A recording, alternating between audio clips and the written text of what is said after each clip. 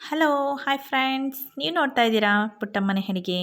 ಇವತ್ತು ನಾನು ಪಕ್ಕ ರೋಡ್ ಸೈಡಲ್ಲಿ ಸಿಗುವಂತಹ ನಿಮಗೆ ಗೋಬಿ ಮಂಚೂರಿಯನ್ ಬೇಕಾ?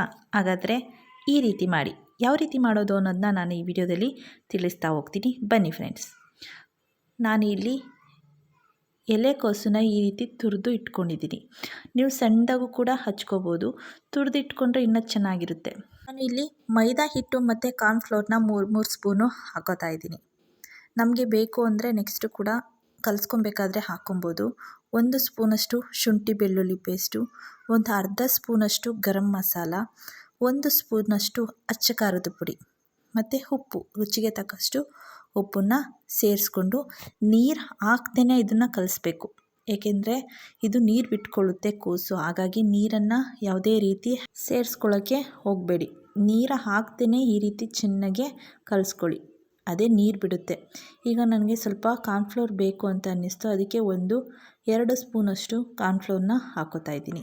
ನೋಡಿ, ಹಾಕ್ಕೊಂಡು ನೀಟಾಗೆ ಮಿಕ್ಸ್ ಮಾಡ್ಕೊಳ್ಳಿ.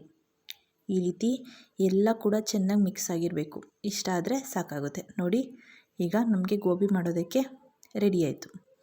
ಈಗ ನಾವು ಒಂದು ಬಾಣಲಿಗೆ ಎಣ್ಣೆ ಕಾಯೋದಕ್ಕೆ ಇಟ್ಟು ಕಾದ್ಮೇಲೆ ಈ ರೀತಿ ಸಣ್ಣ ಸಣ್ಣ ಉಂಡೆಗಳಾಗಿ ಮಾಡಿ ಹಾಕ್ಕೊಬೇಕಾಗುತ್ತೆ. ನೋಡಿ, ನೀವು ಸ್ವಲ್ಪ ಲೋ ಫ್ಲೇಮಲ್ಲಿ ಅಂದರೆ ಮೀಡಿಯಮ್ ಫ್ಲೇಮಲ್ಲಿ ಇಟ್ಕೊಂಡು ನೀವು ಇದನ್ನು ಬೇಯಿಸ್ಕೊಬೇಕಾಗುತ್ತೆ. ಹೈ ಫ್ಲೇಮಲ್ಲಿ ಇಟ್ಟರೆ ಏನಾಗುತ್ತೆ, ಬೇಗ ಮೇಲ್ಗಡೆ ಎಲ್ಲ ಸೀದೋದಂಗೆ ಆಗುತ್ತೆ, ಒಳಗಡೆ ಬೆಂದೇ ಇರಲ್ಲ. ಹಾಗಾಗಿ ಲೋ ಫ್ಲೇಮಲ್ಲೇ ಇಟ್ಕೊಂಡು ನೀವು ಇದನ್ನು ಬೇಯಿಸ್ಕೊಬೇಕು. ನೋಡಿ, ಎಲ್ಲ ಉಂಡೆಗಳನ್ನೂ ಈ ರೀತಿ ಚಿಕ್ಕ ಚಿಕ್ಕ ಉಂಡೆಗಳಾಗಿ ಮಾಡಿಕೊಂಡು ಇದನ್ನು ಚೆನ್ನಾಗೆ ಬೇಯಿಸ್ಕೊಳ್ಳೋಣ.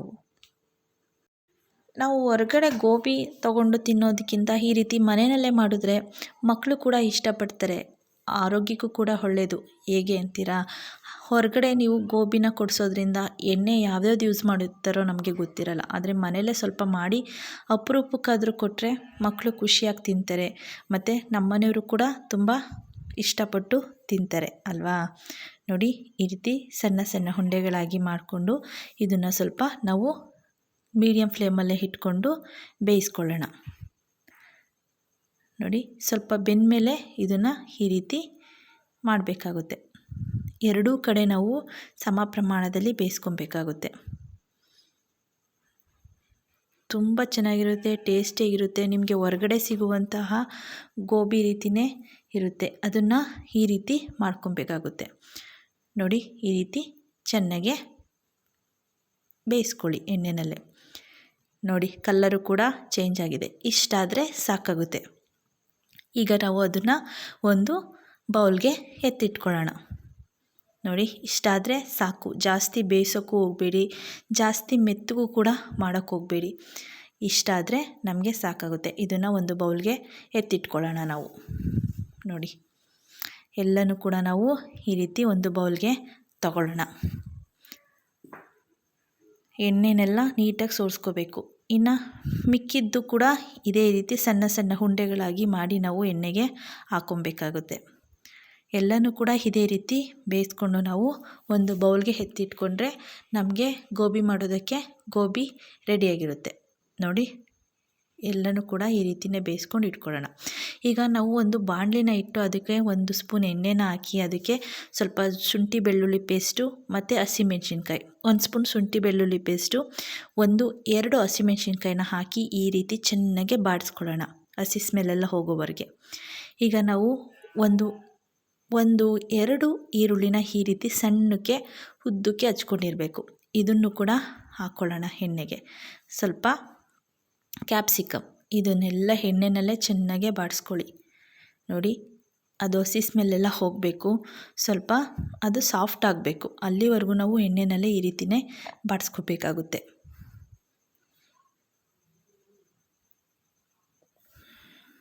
ನಮಗೆ ಮಳೆಗಾಲ ಬಂತು ಅಂತಂದರೆ, ಚಳಿಗಾಲ ಬಂತು ಅಂತಂದರೆ ಏನಾದರೂ ತಿನ್ನಬೇಕು ಅನ್ನಿಸ್ತಾ ಇರುತ್ತೆ ಅಲ್ವಾ? ಇವಾಗ ನಮಗೆ ನಿನ್ನೆಯಿಂದ ಸ್ವಲ್ಪ ಮೋಡ ಎಲ್ಲ ಮುಚ್ಕೊಂಡಿದೆ. ಬೇಸಿಗೆಗಾಲ ಆದರೂ ಕೂಡ ಈ ಯುಗಾದಿ ಹಿಂದೆ ಮುಂದೆ ಏನು ಮಳೆ ಆಗುತ್ತೆ ಅನ್ನೋ ಹೇಳ್ತಾರೆ. ಹಾಗಾಗಿ ಈ ರೀತಿ ಮಳೆ ಟೈಮಲ್ಲಿ ಈ ರೀತಿ ಮನೆಯಲ್ಲೇ ಗೋಬಿನ ಮಾಡ್ಕೊಂಡು ತಿನ್ನೋದ್ರಿಂದ ಎಲ್ಲರ ಜೊತೆ ಕೂತ್ಕೊಂಡು ತಿನ್ನೋಂಗೂ ಆಗುತ್ತೆ.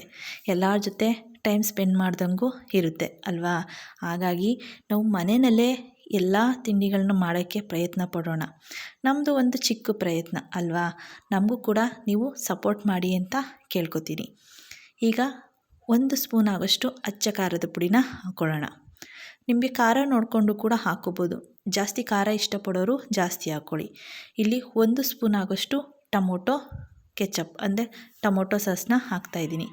ಒಂದು ಅರ್ಧ ಸ್ಪೂನ್ ಆಗೋಷ್ಟು ಸೋಯಾ ಸಾಸು ಮತ್ತು ಇಲ್ಲಿ 2 ಸ್ಪೂನ್ ಆಗೋಷ್ಟು ಚಿಲ್ಲಿ ಸಾಸು. ಅಂದರೆ ಖಾರ ಜಾಸ್ತಿ ಬೇಕು ಅಂದರೆ ಚಿಲ್ಲಿ ಸಾಸನ್ನ ನೀವು ಸ್ವಲ್ಪ ಜಾಸ್ತಿನೇ ಸೇರಿಸ್ಕೊಬೋದು. ಇಷ್ಟನ್ನೆಲ್ಲ ಹಾಕಿ ನಾವು ಚೆನ್ನಾಗಿ ಬಾಡಿಸ್ಕೊಳ್ಳೋಣ. ನೋಡಿ,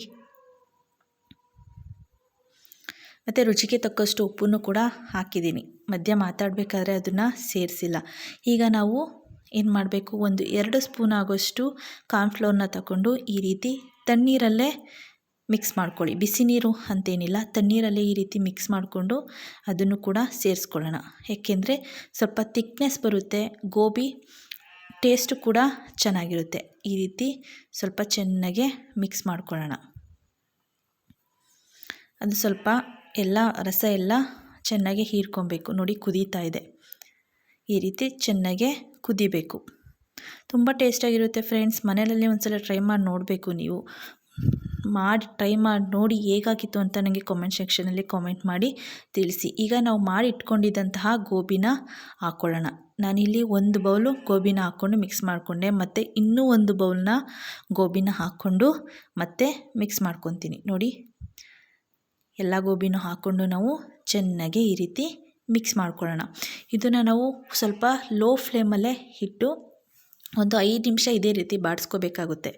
ಮುಚ್ಚಿ ಒಂದು ಲೋ ಫ್ಲೇಮಲ್ಲಿ ಒಂದು 5 ನಿಮಿಷ ಬಿಟ್ಟರೆ ಅದು ಗರಂ ಅಂತ ತುಂಬ ಚೆನ್ನಾಗಿರುತ್ತೆ. ಸಾಫ್ಟಾಗಿ ಬೇಕು ಅಂತಂದರೆ ನಿಮಗೆ ಸಾಫ್ಟಾಗೂ ಮಾಡ್ಕೋಬೋದು. ಕೆಲವರು ಗರಂ ಅಂತ ಇದ್ದರೆ ತುಂಬ ಇಷ್ಟಪಡ್ತಾರೆ ಅಲ್ವಾ.